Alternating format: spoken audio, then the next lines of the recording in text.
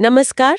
आज हम गौर कर रहे हैं स्वप्न का संग्राम, ध्वनि और क्रोध पर।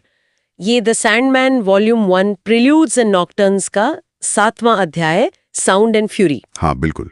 और कहानी उस मोड़ पर है जहाँ डॉक्टर डेस्टिनी मतलब जॉन डी ड्रीमस्टोन के साथ है। और वो खुद को लगभग खुदा समझ बैठा है ना? हाँ, पिछले अध्याय के बाद से। और अब ड्रीम पहुंचता है उस डिनर में। वो डिनर जो अब पूरी तरह तबाह हो चुका है। हाँ, बस मलबा बचा है और डी तो अब सीधा आमना सामना होना है। टकराव तय है और ये कोई तलवारों की लड़ाई नहीं है। नहीं, बिल्कुल नहीं। ये विचारों की जंग है, यादों की, पहचान की। डी का क्या मानना है इस वक्त? डी को लगता है कि उसने इंसानों के सारे झूठ, सारे सपने सब जला दिए हैं। वो समझता है कि उसने एक तरह से सच को उजागर कर दिया है। और ड्रीम के पहुंचते ही डी उस पर हमला करता है। फौरन ड्रीम स्टोन का इस्तेमाल करके वो ड्रीम को खत्म करना चाहता है। लेकिन ड्रीम का रिएक्शन बड़ा दिलचस्प है। वो एकदम शांत रहता है। हाँ, वो कहता है कि मैं लड़ने नहीं आया हूं, मैं सच दिखाने आया हूं। ये शांति तो डी को और भड़काती होगी। निश्चित रूप से। डी के लिए समझ से परे है। शक्ति मतलब शोर, जबरदस्ती। ड्रीम की ये शांति उसके अहंकार को चुनौती देती है। तो वो क्या करता है डी? वो अपनी ताकत दिखाता है। ड्रीम को मानसिक वहमों में फंसाने की कोशिश करता है। जैसे किस तरह के वहम? कभी दिखाता है कि ड्रीम अनंत तारों में खो गया है, कभी रेत के तूफान में फंस गया है, कभी हड्डियों का समुंदर है तो कभी आग बरसता आसमान। वो सोचता है कि ऐसे वो ड्रीम को तोड़ देगा। और साथ ही वो दावा भी करता है कि ड्रीम का साम्राज्य मतलब सपनों की दुनिया अब उसकी है। हाँ, चिल्लाकर कहता है कि सब कुछ अब मेरा है। ये दिखाता है कि वो शक्ति को कितना गलत समझ रहा है। कि जैसे सपनों पर कब्जा किया जा सकता है किसी चीज की तरह। बिल्कुल। और यहीं वो सबसे बड़ी गलती करता है। क्योंकि ड्रीम इन सब वहमों से बाहर आ जाता है। हाँ, न सिर्फ बाहर आता है बल्कि अपने असली विराट दैवीय रूप में प्रकट होता है। एकदम चमकता हुआ, विशाल। और फिर वो डी को समझाता है। हाँ। वो साफ करता है कि सपने कोई रेत या पत्थर नहीं है जिन्हें कोई छीन ले। वो क्या कहता है? गिनो। वो कहता है सपने विश्वास हैं, कल्पना है, और वो तुमसे कोई नहीं ले सकता जॉन डी। वाह, ये तो टकराव का रुख ही बदल देता है। बिल्कुल। ये सपनों की असली ताकत दिखाता है।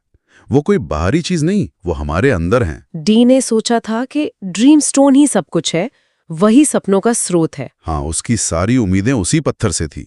और जब उसे ये एहसास होता है कि ड्रीम की शक्ति पत्थर में नहीं बल्कि खुद सपनों के विचार में है, तो वो टूट जाता है, हताश हो जाता है। बुरी तरह हताश। उसे लगता है कि अगर पत्थर ही नहीं रहेगा तो शायद ड्रीम भी नहीं रहेगा। और इसी पागलपन में वो खुद ही ड्रीम स्टोन को नष्ट कर देता है, उसे कुचल देता है। फिर क्या होता है? एक धमाका, जोरदार धमाका, चारों तरफ लाल रोशनी, और फिर एकदम सन्नाटा।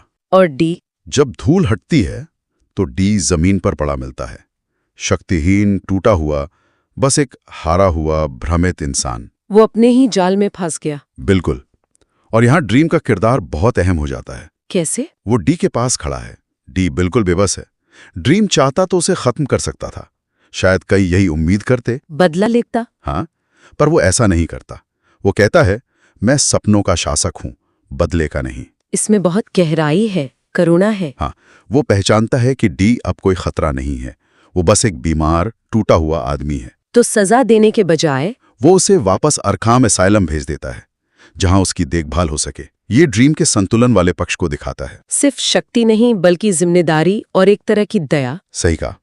तो अगर हम इस अध्याय का सार देखें, ड्रीम और डी के बीच विचारों का युद्ध हुआ। डी की सपनों को भौतिक रूप से काबू करने की कोशिश नाकाम रही। हाँ, फिर उसने गुस्से में ड्रीम स्टोन ही तोड़ दिया। और अंत में ड्रीम ने बदला नहीं लिया बल्कि करुणा दिखाई। डी वापस अरखम गया। इससे यही संदेश उभरता है कि सपने हमारी कल्पना, हमारी पहचान का हिस्सा है, उन्हें मिटाया नहीं जा सकता। और ताकत का गुरूर अक्सर खुद ही ले डूबता है।